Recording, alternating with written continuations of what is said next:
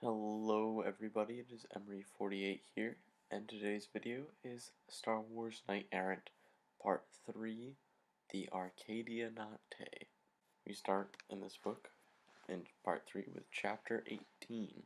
Diligence was led to Syned, an ice planet under Arcadia's control.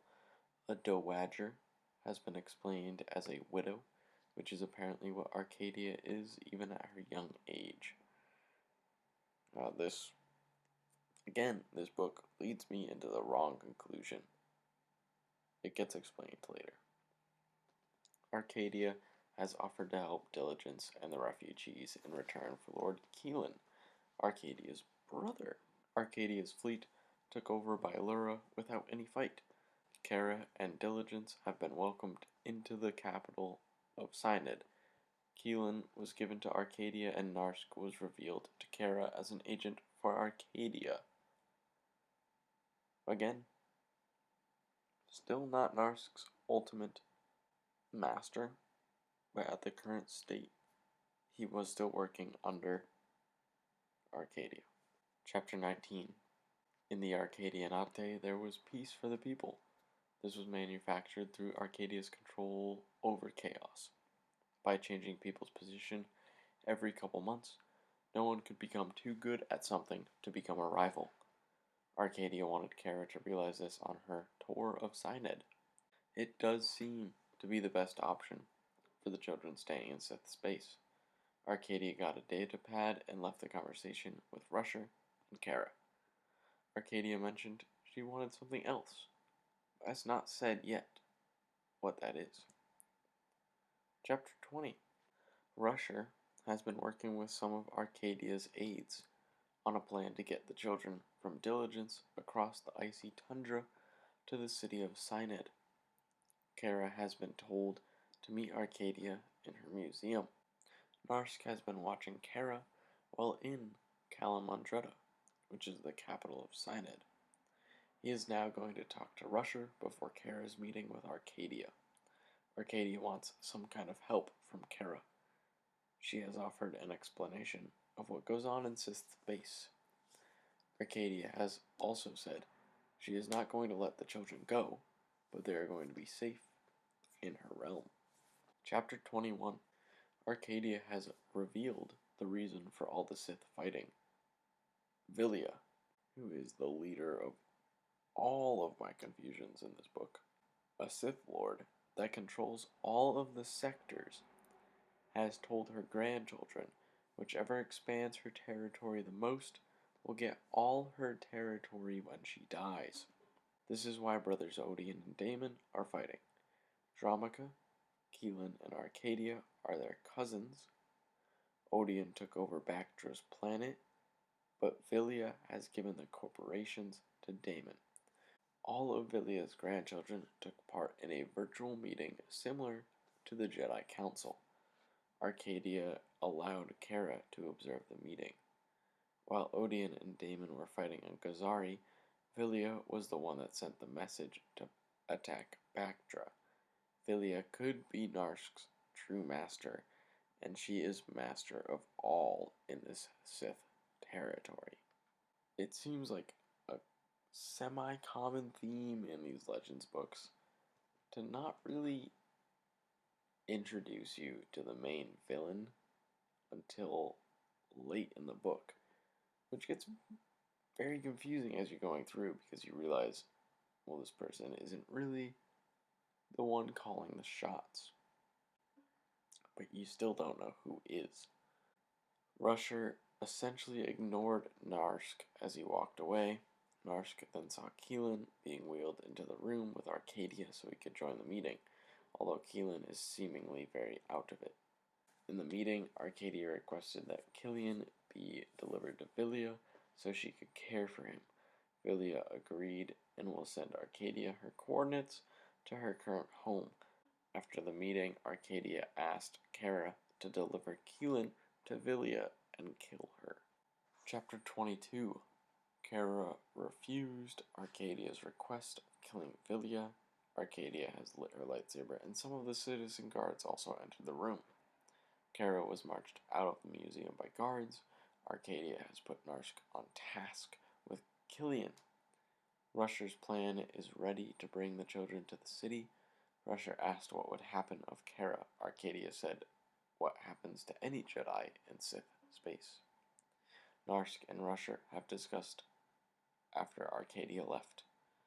To convince Rusher to work with him, Narsk said he would hire the Rusher Brigade. Cara was placed in essentially a coffin, where she was fed food and air through tubes. She was being interrogated about her knowledge of the Republic and the Jedi. Chapter 23. Beedle delivered the stealth suit to Narsk. Arcadia has told Narsk the plan for him to kill Vilya once Keelan has been delivered. When Rusher arrived at Diligence with an ice crawler, he and his crew killed the crew of the ice crawler. Rusher and Narsk's plan was beginning to unfold.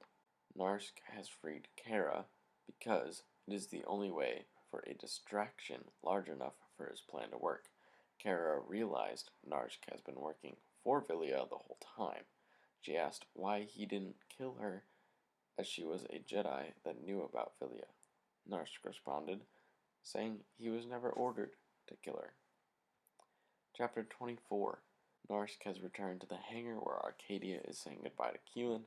Narsk goes to board the ship while still waiting for the diversion from the Rusher Brigade. Rusher's brigade has arrived in Calamandretta in the ice crawler. Cara was moving through crowds of people when citizens' guards came looking for her. She revealed herself and lit her lightsaber. The alarms went off for Cara's escape. Arcadia left the hangar and instructed a Wookiee citizen guard to make sure Narsk stays in the compartment built for him on the ship. Rusher's brigade had set up artillery pointing out of the ice crawler door. The Wookiee and the citizen's guard forced Narsk to lie down in the compartment. Cara began fighting the citizen guards. Shortly into the fight, which also included snipers from elevated positions, Arcadia arrived, also in a lofted position. Rusher's brigade cleaned out Patriot Hall, where the ice crawler re-entered the city. They also took out the roof, as everyone in the brigade wore environmental suits to protect them from the freezing cold. Rusher also informed Dackett to come with Diligence. The artillery began working on blasting a way out of Patriot Hall. Narsk activated the stealth suit and escaped the Wookiee, entering a larger part of the ship where Keelan was with some technicians. Arcadia was letting the citizen guards attempt to kill Cara. She then instructed the snipers to start throwing grenades at Cara, even though there were others in melee combat with her. Diligence dropped the cargo held in the starboard storage rooms onto Arcadia's fleet. Chapter 25. The after effects of the explosions were having an effect on the hangar stability. Narsk, still with the stealth suit activated, went to lift Keelan out of the chair he was in. Rusher has contacted Arcadia, saying that unless Cara is delivered to Patriot Hall, he is going to blast the walls open and let everyone in Calamandretta die to the elements. Narsk switched the hover chair Keelan was in and loaded him in the non-booby-trapped hover chair.